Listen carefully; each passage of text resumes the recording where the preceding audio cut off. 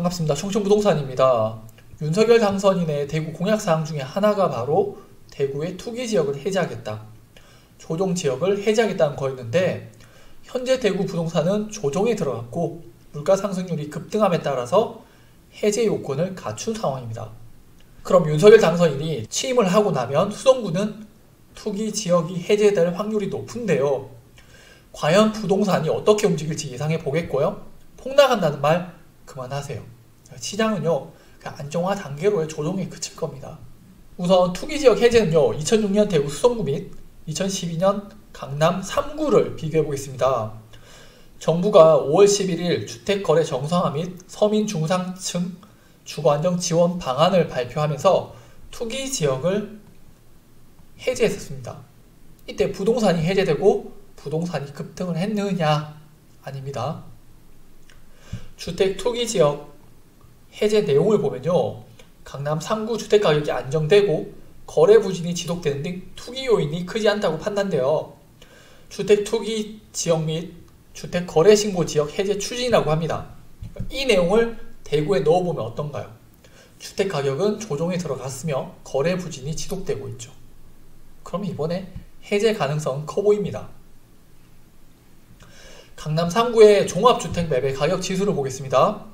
2005년부터 2007년까지 강남 3구의 부동산이 급등을 합니다.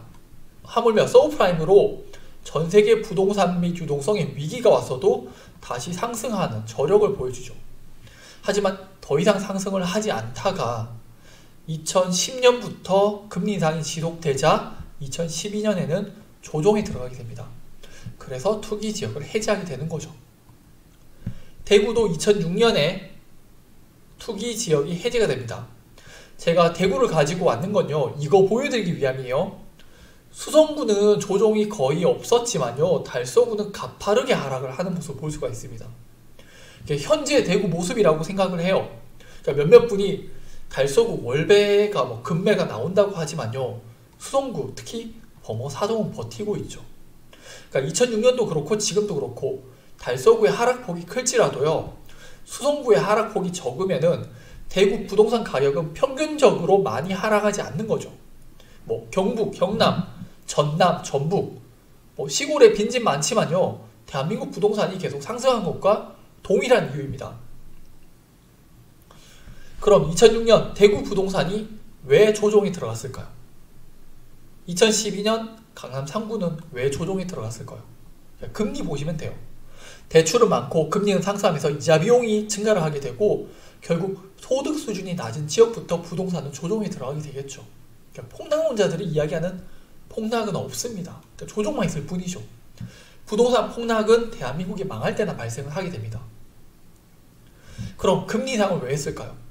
2006년은요, 전 세계의 경제 호황이던 시절로 금리 인상을 해도 경제가 성장하던 시기였습니다. 2012년은 유가가 다시 $100를 넘어서면서 물가 상승률이 급등을 하던 시기였고, 이 당시에 금리 인상을 하면서 서울, 경기, 인천 같은 지역에서 조정이 나오기 시작을 했죠. 그런데 대구는요, 그 전에 오르지 못했기 때문에 조정장이었음에도 불구하고 부동산 가격은 상승합니다. 그러니까 제가 이야기하는 건요, 여러 가지 요인들로 폭락을 한다고 하는데요, 부동산은 기본적으로 인플레이션의 영향을 받기 때문에 이런 요인으로 상승하고 저런 요인으로 다 상승하는 영향을 받게 됩니다. 왜? 전 세계가 돈을 계속 풀고 있으니까요. 자, 2013년부터 강남 3구를 보겠습니다. 그러니까 10년 동안 계속 상승하고 있어요. 왜? 이유는 단순해요. 인플레이션이에요. 대구 부동산도 지난 10년간 계속 상승합니다.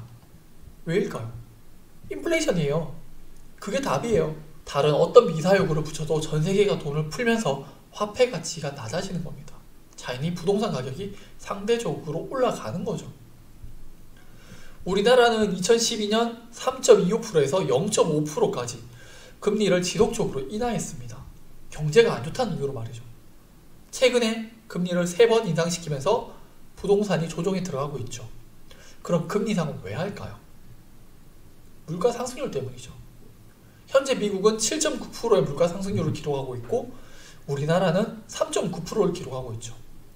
두 국가의 목표 물가 상승률은 2%입니다. 그 목표치를 과도하게 넘었기 때문에 금리 인상을 하는 거죠. 그리고 덤으로 경제가 뒷받침해주고 있기 때문에 금리 인상을 하는 겁니다. 반대로 물가가 다시 낮아지고 경제가 안 좋아지게 되면은 또다시 금리 인하로 턴을 하게 됩니다. 현재 러시아의 우크라이나 침공 때문에 경제는 안 좋아질 것이라고 합니다. 물가 상승률은 2%가 목표라고 했죠. 물가 상승률이 낮아지게 되면 금리는 다시 인하를 하게 되는 거죠. 그럼 돈이 또 풀리게 되고 부동산은 또다시 상승이 되는 겁니다. 그래서 제가 이번 조정장이 기회고 무주택자들은 이번 기회에 주택을 매수하라고 하는 거죠. 특히 뭐라고 했죠? 현재 시세로 매수하라는 게 아니고 급매로 사라고 했죠. 급매는 보통 조용히 거래되기 때문에 발품 파셔야 합니다. 저도 부동산을 하기 때문에 급매, 급전세를 보유를 하고 있어요. 소유자들이 광고를 거부하기 때문에 찾아오시는 분들에게만 보여드리고 있죠. 정말 본인이 급매를 원한다면은 연락 주세요. 저한테 없으면 찾아드립니다. 마지막으로 이는요, 2010년부터 현재까지 우리나라 주택 지수입니다. 서서히 상승하다가 2020년 양적 완화 이후에 급등하는 모습 볼 수가 있죠. 우리나라 중앙은행 대차 대주표입니다. 작은 상승과 하락이 반복되지만 전체적인 흐름을 보면 우상향하는 모습이죠. 2020년 중앙은행에서 유동성을 급격하게 늘리는 거 보이시죠? 그래서 부동산이 상승하는 겁니다. 그러다 보니까 기재부에서 작년에 대출 총량제에서 대출이 많은 은행들에게 대출을 못하게 막아버리고 한국은행은 금리 인상을 단행하는 거죠. 결론입니다. 투기지역 해제로 부동산이 급등하기는 쉽지 않을 겁니다. 과거 움직임을 보면요, 부동산은 금리의 영향을 많이 받기 때문이죠. 다시 금리 인하 등의 유동성 공급 전까지는 조정을 통해서 정상적인 부동산 시장의 움직임을 찾아가리라고 예상이 되어지고요. 제발 폭락론자들이 말하는 부동산 폭락에 대한 생각은 버리시기 바랍니다. 계속 늘어나는 유동성, 쉬었다가 다시 상승하는 부동산 속에서 폭락론자들의 이야기를 들으면요, 평생 집 못 삽니다.